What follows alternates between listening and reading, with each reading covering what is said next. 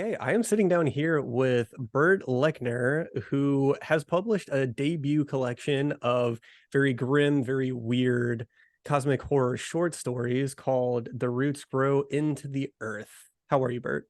I'm great, thank you. How are you doing? I'm good. I'm good. Thank you. Thank you for coming on. I'm actually quite a big cosmic horror fan. I like a good cosmic horror, sci-fi, or even like some movies. Your style is actually very gothic. It's very classical. So I'm really interested to talk about your influences. But first, I would love for you to tell us a little bit about The Roots Grow into the Earth for people who are unaware. Okay, yeah, thank you. Yeah, so the Roots Grow into the Earth is my first first published physical book. It's a collection of nine short occult cosmic horror stories, all set in sort of a shared universe that I generally call the universe of Roots. It's a just a larger setting of eldritch terrors, cosmic gods, dark magic, all that sort of stuff. The nine stories in there they're all about different characters, but they all share the same setting. Um, with my cosmic horror, I like to focus a bit more on the sort of occult magical elements and the sort of the balance between creatures that are too far beyond our comprehension to understand and those that have very obvious malign intentions. Yeah, yeah, absolutely. And I definitely got that reading through some of the short stories. For anyone listening or watching, this is actually a fairly short collection. So it's roughly, I would say, it's probably novella length. You could, if you wanted to, read it in one sitting. I think I actually posted a review today that said you could read it in one sitting. Could you keep your sanity? I'm not sure because it actually is. It's very much in the nightmarish realm of cosmic horror where you're right. You do have your eldritch gods and ancient beings beyond comprehension, cursed objects. It's all very very cool, and the stories I found to be different enough. So I'm very interested to hear more about how you came up with some of this. But first, I want to take a step back and just talk about your publishing journey. So you said this is your first published print work. So have you done any publishing before in any form, anthologies, anything of that matter? Yeah, so the roots grow into the earth has sort of been a long process. It originally started out last year on Wattpad, where I published three of the largest stories in that collection: Interstate, The Wall, and Joanne's Fault. And I wasn't really satisfied with how it was doing on Wattpad, so I decided to publish those three as ebooks while I continued working on the rest of the collection. And those ebooks are still on Amazon. You can still get them. They're older editions, but they're the same stories.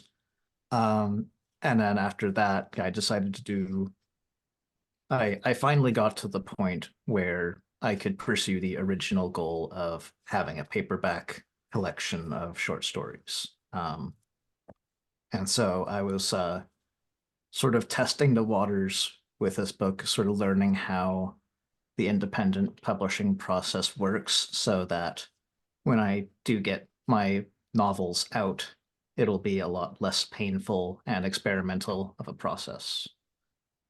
Well, maybe we could just jump ahead and talk a little bit about what you've learned through that process because, a lot of people are going through it. I would say it's probably easier than it has been than ever before, but it's also a lot more difficult since it is easier to actually get noticed in the huge ocean of people self-publishing now. So what have you learned? If someone came up to you and said, "Hey, I want to publish something myself," what would you tell them?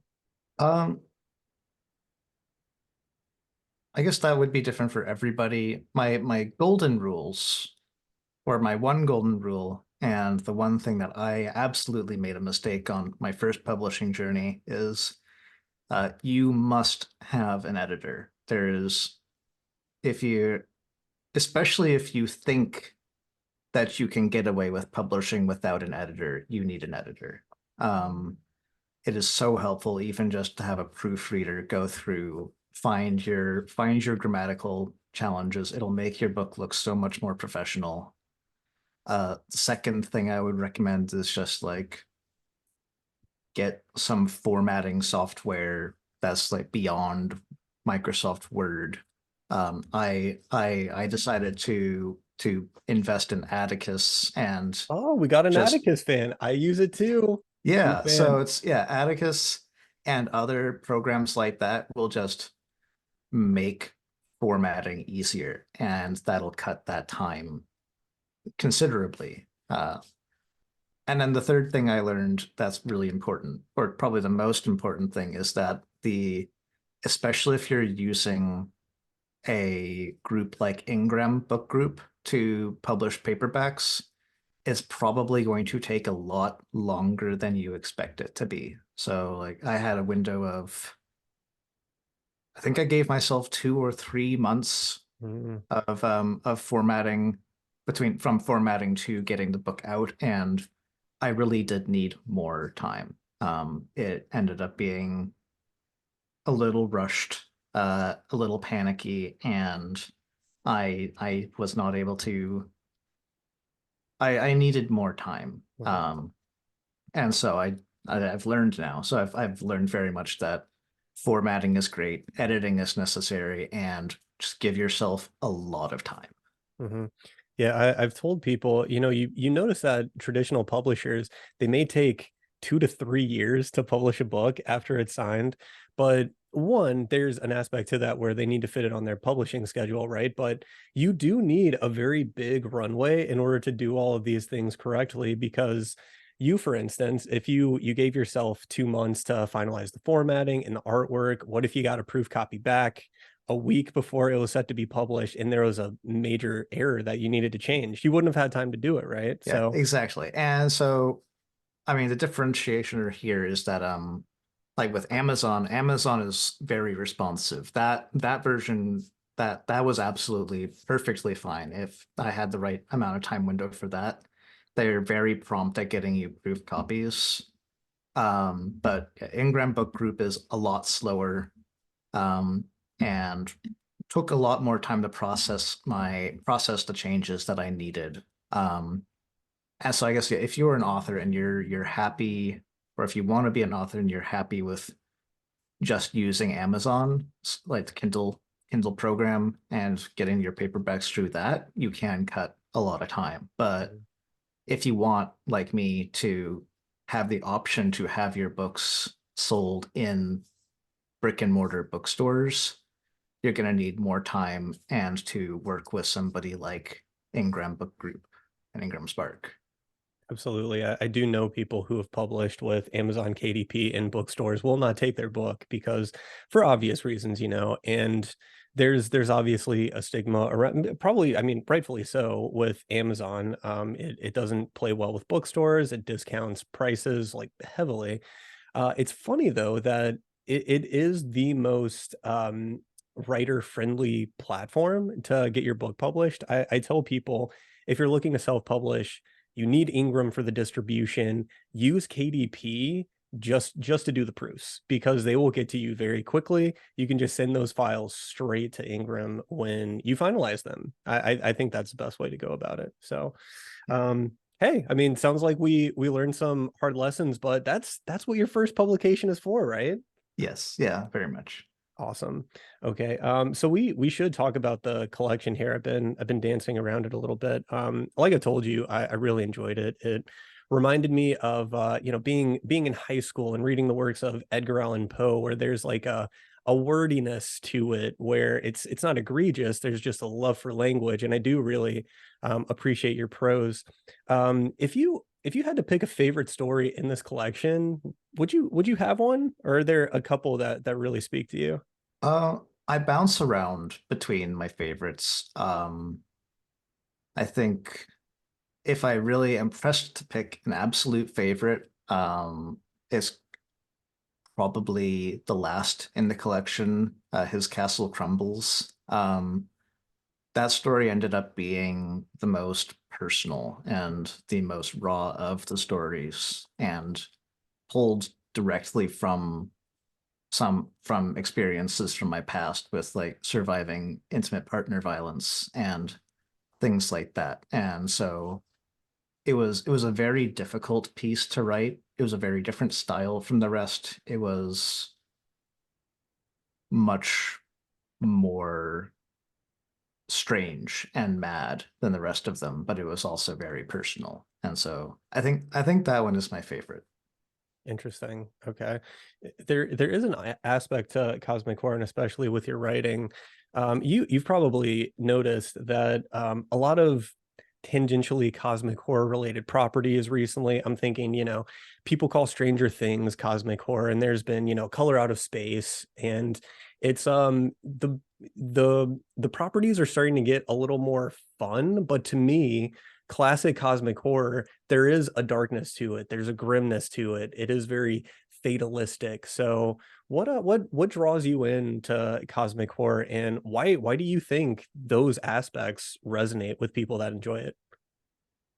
I think that's a very difficult question. I think a lot of people are going to get into cosmic horror because they want to like experience that lack of that undescribability of something, to sort of read the impossible. Um, and I think it does, cosmic horror, I think inherently does have a very bleak outlook because it is very much about these large things that are intelligent, but it might as well be forces of nature that you have no control over, and yet they have all of the control over you. Um, and so yeah, there is sort of a dooming and damning quality to it, um, which I find very appealing. And it's just as a genre, I really like getting to explore things that are very difficult to describe and sort of stretch my own imagination and just sort of watch these impossible things just sort of swimming in my mind and try to catch them on paper. And then it also, like cosmic horror for me, also feels very relatable as sort of, especially like an autistic person, and especially as a formerly undiagnosed autistic person, where the world and society just feels very alien and out there, and sort of you're sensing things that are very different from everybody around you as an autistic person. It's like your sensitivities are generally a lot higher. You're noticing sensations that most people aren't noticing. And just generally just feeling very alien towards other people. And so that relates me to cosmic horror. And as I've started writing, I've tried very much to sort of capture how I, as an autistic person, experience the world and tell these stories sort of as an autistic narrator, um, that is just being very voluminous in describing things because that's how I experience them. Great. Well, since you mentioned that, the first conversation via text that you and I had, you did describe yourself as a cosmic horror author on the autism spectrum. So clearly, that is something that is important with you to share with people. So maybe you could educate our audience a little bit on your life as someone on the autism spectrum, sort of misconceptions that people might have about that. Yeah. I think so. Yeah, I was only diagnosed as autistic in 2020 when I was 30, when I was turning 30, or before I turned 30. And I really didn't understand how it had impacted my life before then until I I I think the exact moment I started realizing that I was probably autistic was after watching a comedy show from Dr. Hannah Gadsby, who is another person on the spectrum. And when she was talking about her experiences and how she experiences burnout and sensory challenges and strictness to routine, those are all things that just resonated with me instantly. Um, and so, like, a few months after that was when I got self-diagnosed as autistic, and then a few months after that was when I became officially diagnosed. But I think an important part of growing up as an undiagnosed autistic person, which I think a lot of people on the spectrum will empathize with, is just there's very much just a point. Like for me, it was at the end of middle school where it very suddenly feels like everybody around you has gotten a rule book for how to talk to other people and how to engage and how to do all of these different social things. And you just miss out on it. And you wonder what is wrong with you that you can suddenly no longer connect with your peers. And you can suddenly no longer understand the conversations they're having, or you just kind of fall away from everything and just become this person on the outside. And it's very common for people on the spectrum to like just see themselves as an alien or an outsider or something that's not quite a person. Um, and like if you're undiagnosed, I think it's a natural thought to come to your head that something is wrong with you. And so that was something I struggled with for a very long time. But it's I think to change gears a little bit, I think probably the misconceptions a lot of people will have about autism is that there is only one type of autism. And I think a lot of that is probably due to the media, where you see the autistic coded characters like Sheldon in Big Bang Theory, and probably others from shows that I've never seen. And it is really a spectrum of different things. Uh, a lot of autistic people have things in common, like we tend to be more detail oriented with our thinking. We tend to be a lot more rigid, uh, more rule oriented, not necessarily with like social rules, but the rules we create ourselves inside us. We have our own hypersensitivity challenges. For me, and you can probably tell in my book, smell is a very sensitive thing for me, and I write a lot of smells into my books. Um, and then just feels and textures are very sensitive. But every single autistic person is going to have different sensitivities. Um, Doing like physical or verbal stimming, like stimulation for grounding, is very common. Um, but it is a wide spectrum. There's a lot of different ways that people can show as autistic, and I think that's just kind of one of the big things that people don't really realize. I think a second thing that I notice a lot is there's a lot of social norms, like making fun of people for having very narrow singular interests or things like that, which are very ingrained in society, that are not necessarily exclusive to autistic people, but are very common among autistic people.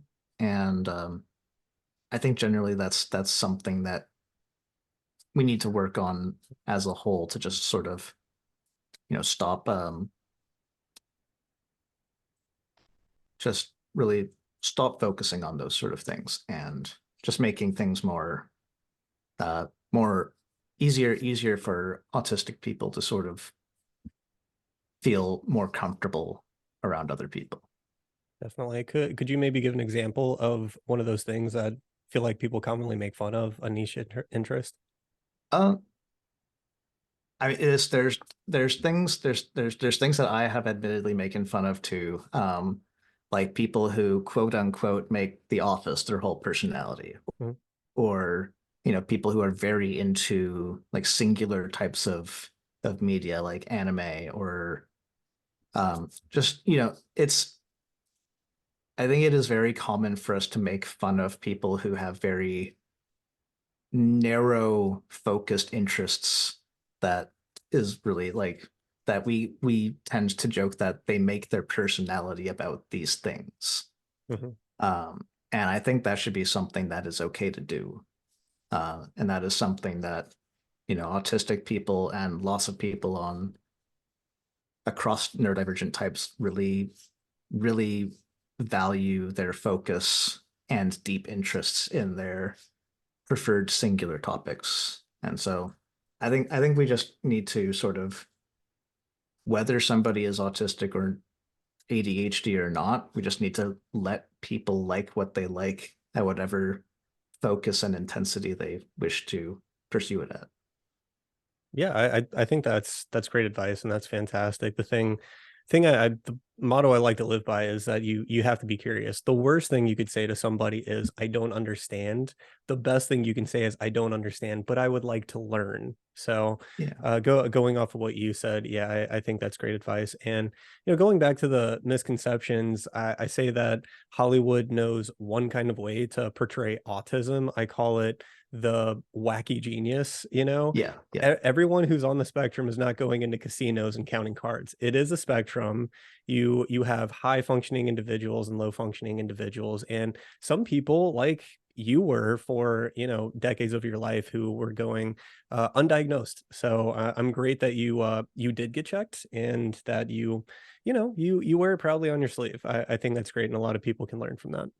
Yeah. I think, you don't just because you are autistic doesn't mean you have to be an advocate and speak out about it and wear it on your sleeve.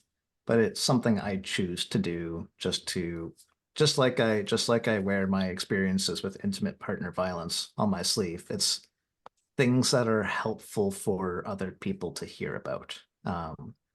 And just I know if I didn't have somebody telling me about these things, I probably would still be undiagnosed and I would probably still be trapped in an abusive relationship. So these are all really helpful things to have somebody talking out about. I think so. I think so, and thank you for sharing all of these things. I would love to keep going on and on here, but I do want to talk more about the book, because right. Yeah, yeah. So the collection has been out for I believe it's a couple months now. You've been very active on social media. It's been very fun to see your posts. You do, sort of like skits where you're playing up on the cosmic horror theme. It's really fun. Um, so question I'd like to ask self-published authors, what does success look like for you? Uh, I was thinking about this earlier. I think success as a self-published author really, I think, looks the same as being a regular published author. It is being able to thrive financially by making books.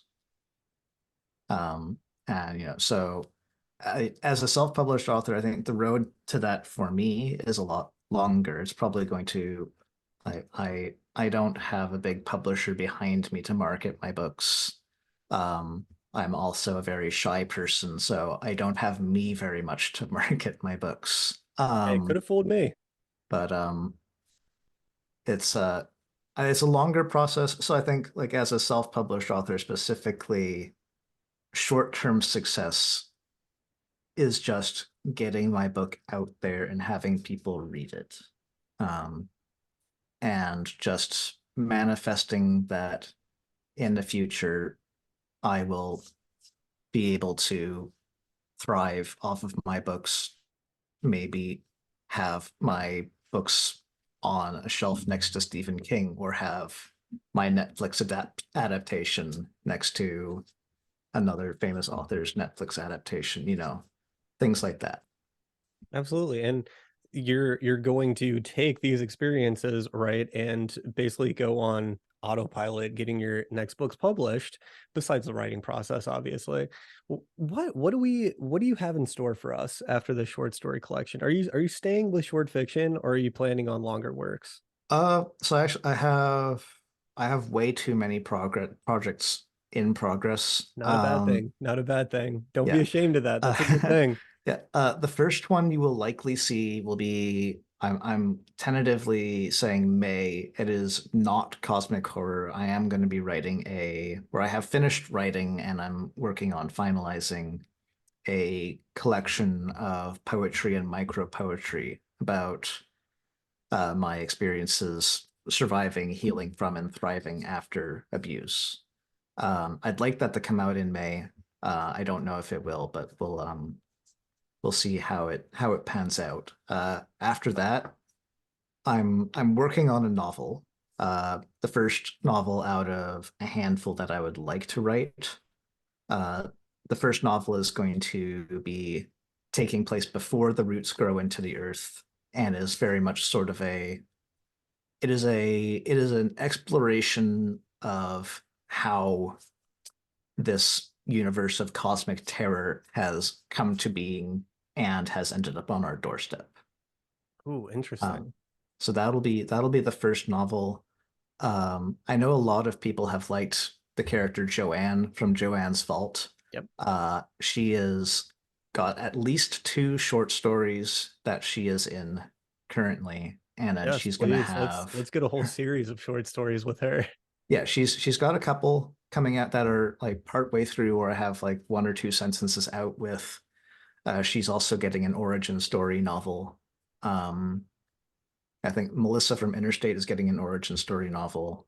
Um, I have a secret novel that I'm not going to talk about yet, and then I have a few other short stories that are partially or mostly finished that I would like to get out in a new collection in the near future.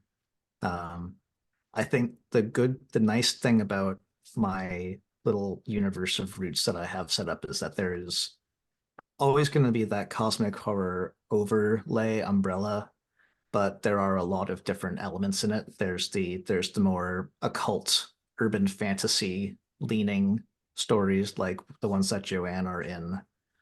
There are the more sort of cosmic entity creature features like in Their Eyes for Dust and in White Noise.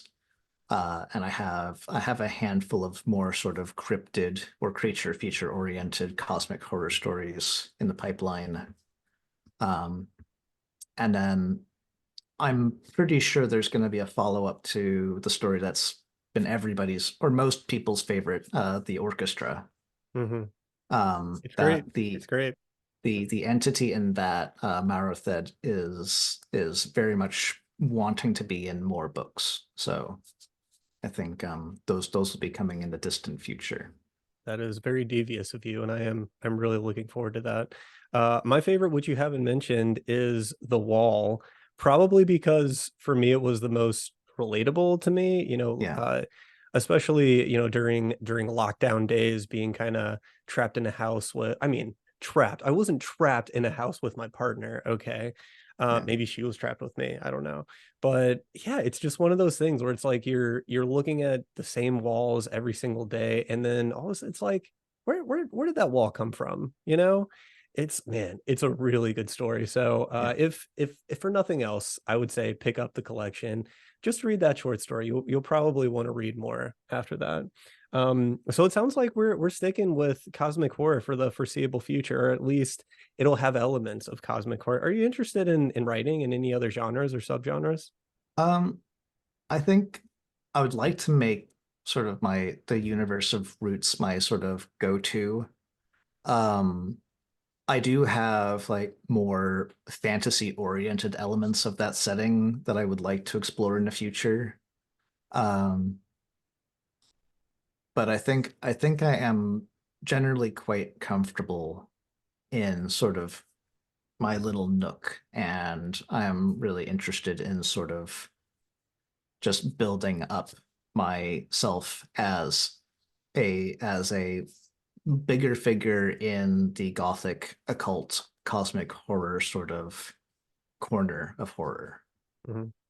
Yeah, well, a lot of the people you seem to be emulating, they stuck with that corner as well. So I do want to talk about your influence, and since we still do have some time here, I mentioned Edgar Allan Poe because it reminded me a lot of that. But obviously, there's H.P. Lovecraft. What are some other authors out there who have informed your writing style? I think I write about it in a little bit in the forward of my book, but yeah, the Gothic authors like Poe and Mary Shelley and Stoker were all really big influences. Dracula was the first horror book I read, and so I think that very much stuck with me. And then Frankenstein soon followed. I have very strong memories of the monkey's paw when I watched a theater reenactment of it. And so the idea of cursed things and terrible entities and sort of things that are difficult to understand really sort of caught me early. But I was a massive Tolkien fan. I still am a massive Tolkien fan, but I used to be too. More of like the Silmarillion sort of version. And then of course you can't really like talk about writing horror without having read a little bit of Stephen King. And so I was very into the Gunslinger Dark Tower series, Salem's Lot, all of those. A lot. Those are a lot of my favorite books. I could list authors all day, Mhm. uh, but I generally stick to those as my influences. Yeah, people don't normally think about Stephen King immediately when someone says cosmic horror, but he's responsible for a lot of very, very weird stories with, ancient creatures. And I would say there's some eldritch horror to some of the stuff he writes about. A lot of that may have been the drugs. I don't know. But yeah, I would say he's right up there in terms of cosmic horror authors and people who are still influencing what we know as cosmic horror today. So it's really really cool that you enjoy his stuff as well. So one question I have for you, because I've seen this on social media, what's up with the sword? Can you tell me about the sword, because I see it in some of your posts? It's Okay. actually in your author photo. Yeah. So I have a sword. It was a training sword that I got a very long time ago after visiting Germany one time. And so it's something that's hung around in my closet and traveled with me for a long time. And I follow a few authors who like Lucy McLaren, a fantasy author, and who does sword videos. And there's another author whose name escapes me right now, but she has a lot of videos of armor and running around in armor. And those inspired me to draw my sword once more and sort of just like have fun with it. And I have generally a an Instagram identity problem where it's like I'm trying to be a horror author, but I spend so much time sharing my baking and my Yeah. cats. And I Hey, figured I people want to see figured the I real need you. to, Yeah, nothing wrong with that. People want to see the real you. yeah. Yeah, I figured I needed to lean more into that sort of gothic, enigmatic sort of author facade, just for the photos. So the sword came back, inspired by some of my favorite um, Instagram people that I follow. I love it. I love seeing it show up in your videos. So with about 2 minutes left here, last question I have for you. What are you reading? What are you watching? What do you want to tell people about? Uh, right now, I'm not reading horror right now. Right now, I am reading a book called A Face for Picasso by Ariel Henley. It's a really wonderful memoir about coming to age, looking like somebody very different from your peers. And it's a difficult and it's a heart-wrenching read, but it's very beautiful and inspiring. Um, and I'm really enjoying my time with it. Otherwise, I'm writing sometimes, and I've been playing a lot of video games in my spare time, when I'm not distracting myself with baking or cooking or cats. Fantastic. Well, whenever you do get any of those projects into a place where you're ready to publish them, would love to have you back on to talk about them, especially that secret novel that you will not tell people about yet. Whenever you are ready to reveal the details, come back on this podcast and we'll talk about it. How does that sound? I'll tell you a little bit about the secret one after the recording stops. Okay, So okay, all good. Well then we should end it there so that I can hear a little bit more about this. So I will stop recording. Really appreciate you coming on the show, Bert. thank you very much for having me.